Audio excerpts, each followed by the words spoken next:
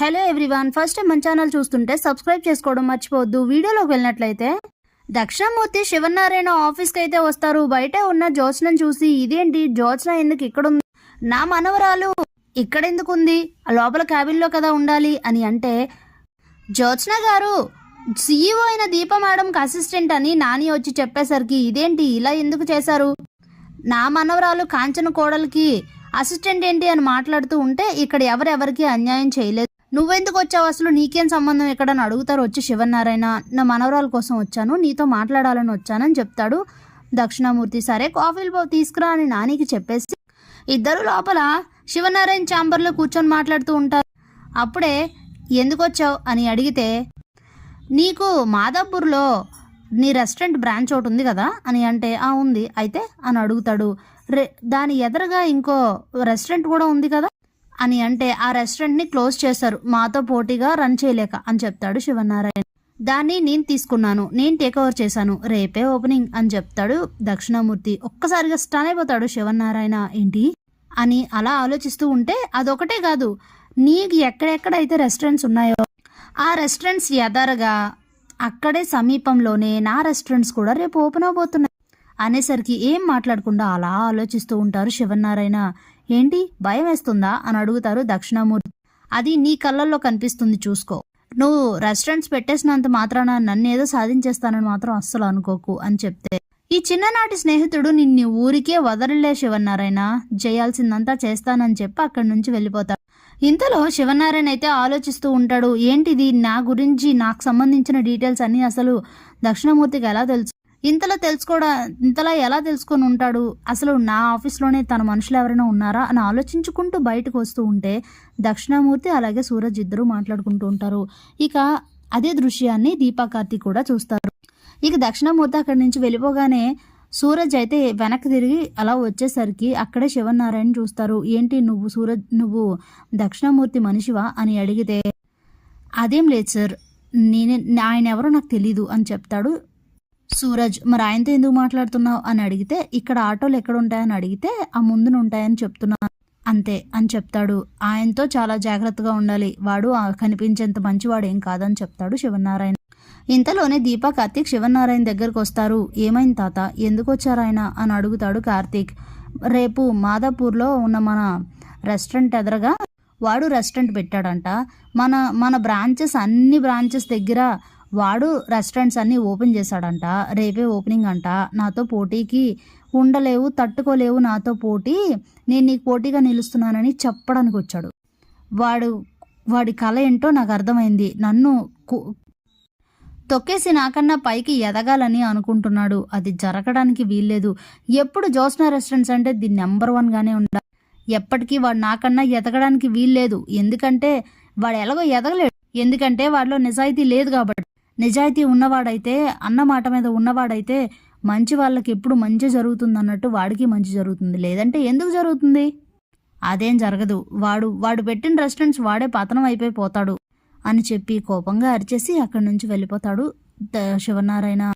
అప్పుడే కార్తీక్ దీపతో, జరిగేవన్నీ చూస్తున్నావు కదా, సీఈఓగా ఉన్నది నువ్వే, చాలా చాలా జాగ్రత్తగా ఉండాలి దీప, రేపు దక్షిణామూర్తి తాత రెస్టారెంట్స్ పెట్టిన తర్వాత చాలా కేర్ఫుల్గా ఉండాల్సి వస్తుంది, ఏ స్టెప్ తీసుకోవాలన్నా చాలా జాగ్రత్తగా ఆచితూచి తీసుకోవాలి, కొత్త కొత్త ఐడియాస్ వేసి మంచిగా ఆ రెస్టారెంట్ కన్నా మన రెస్టారెంట్ మంచి ఫస్ట్ ప్లేస్లో ఉండేటట్టు చూసుకోవాలి, లేదంటే తాత మనల్నే అంటాడు, ఏం చేసినా అందరం డిస్కస్ చేసుకొని చెయ్యాలని చెప్తాడు కార్తీక్. సరే అని అంటుంది దీప. ఇక అందరూ ఇంటికి వెళ్ళిపోతారు. ఇంతలో జ్యోత్స్న సూరజ్ ఇంటికి వస్తారు. బండి మీద వచ్చి అక్కడ ఆగగానే జ్యోత్స్న సూరజ్ మీద కోపంతో లోపలికి వెళ్ళిపోతూ ఉంటే, హలో డియర్ ఆగు అని చెప్తాడు. పిలిచేసరికి ఏంటా మాటలు, ఏంటా పిలుపు, ఏంటది అని అడుగుతుంది జ్యోత్స్న. మొగుడు పిల్లల్ని అలాగే పిలుస్తాడు మరి అని అయితే అంటాడు. ఏం మాట్లాడుతున్నావు అర్థమవుతుందా అని అయితే అరుస్తుంది. మరి పొద్దున ముద్దు పెట్టావు కదా, మరి దాని రియాక్షన్ ఇలానే ఉంటది అని అయితే అంటాడు.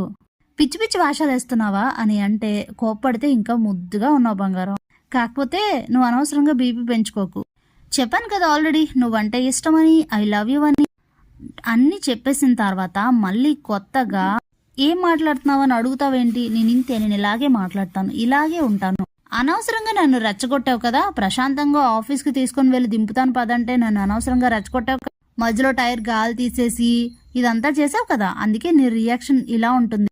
ఇక్కడి నుంచి చూద్దు కానీ సూరజ్ అంటే ఏంటో. కానీ ఒకటి మాత్రం నిజం, నువ్వు బాగా నచ్చావు నాకు, నా మైండ్ సెట్కి నీ మైండ్ సెట్కి బాగా సెట్ అవుతుంది అని చెప్పేసి అక్కడి నుంచి అయితే వెళ్ళిపోతాడు. జ్యోత్స్న అయితే ఊడుక్కుంటూ ఉంటుంది. ఇక ఇంతలో రాత్రి అయితే అవుతుంది. పారిజాతం జ్యోత్స్న ఇద్దరు నిద్రపోయిన తర్వాత శివనారాయణ పిలిచి, శివనారాయణ దగ్గరికి దశరథ్ సుమిత్ర వస్తారు. ఏంటి ఇద్దరు ఈ టైంలో వచ్చారు ఏమ్మా అని అడిగితే, మీతో మాట్లాడాలి మావయ్య అని చెప్తుంది. ఏమైంది చెప్పు అని అంటే, మావయ్య జ్యోత్స్న పెళ్లి గురించి అని చెప్తే, ఏంటమ్మా సంబంధాలు చూస్తున్నాం కదా అని అంటే, సంబంధాలు చూడాల్సిన అవసరం లేదు, నేనే ఓ మంచి అబ్బాయిని సెలెక్ట్ చేశానని చెప్తుంది. ఎవరు అని అంటే, మీకు నచ్చితే అంతా సరే అనుకుంటే మంచి మనిషే, మనందరి ఎదుట తిరిగే మనిషే అని చెప్తుంది. ఎవరమ్మా అని అడిగితే సూరజ్ అని అంటుంది. షాక్ అయిపోతారు శివనారాయణ, దశరథ్. అంత ఆలోచించాల్సిన అవసరం లేదు మావయ్య, తను చాలా మంచివాడు అనిపిస్తుంది, వ్యక్తిత్వం కూడా మంచిదే, ఇన్నాళ్ళ నుంచి చూస్తున్నాం కదా, తన ఆలోచనలు తన వ్యక్తిత్వం అంతా చాలా మంచిది, అలాంటి మంచివాడికి ఇస్తే జ్యోత్స్న హ్యాపీగా ఉంటుందని అనిపిస్తుంది.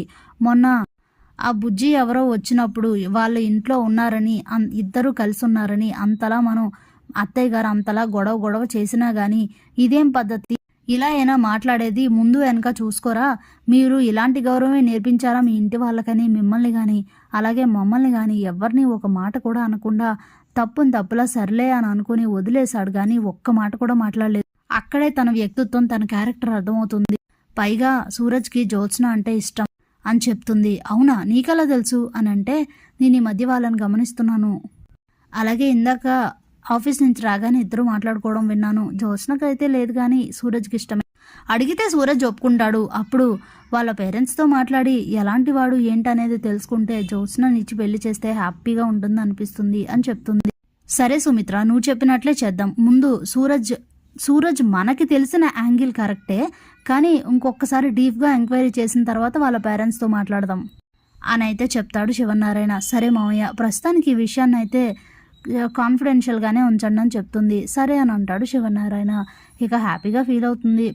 సూరజ్ నేను అనుకున్నట్టే జరుగుతుంది, సూరజ్ మంచివాడే, నాకు సూరజ్ అల్లుడు అవుతాడు, మన ఇంటికి ఓ కొత్త కళ వస్తుంది, నా కూతురు ఒక ఇంటికి కోడలవుతుందని సంతోషిస్తూ ఉంటుంది సుమిత్ర. Thanks for watching.